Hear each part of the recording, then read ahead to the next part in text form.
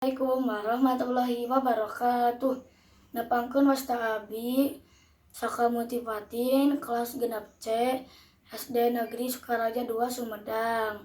Dina kesempatan ieu abdi bade ngadongeng hiji carita anu jejerna kuda Hade Budi. Sok mangga kupingkeun.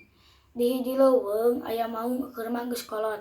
Katambah gering ngalungsar handapeun tangkal kai bari gegerungan. Sato-sato nu kungsi meunang ka nyeri ti manehna ngarumpul ngariung di hareupeun maung anu keur gegerungan tea.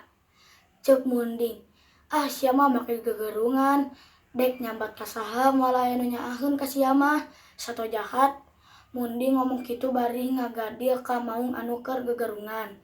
Nempo kalakuan munding kitu, sakabeh sato nu harita aya di dinya sareuri akeuy-akeuyan. Kabeh sato nu aya di dinya ngaheureuikeun maung anu keur sakarat. Kajaba sakadang kuda nempo sato-sato sejen galumbira teh. Manehna mah ukur gogodeg. Ceuk munding, kunaon sakadang kuda kalah gogodeg kitu? Lain teh tah si belang teh ku sampean.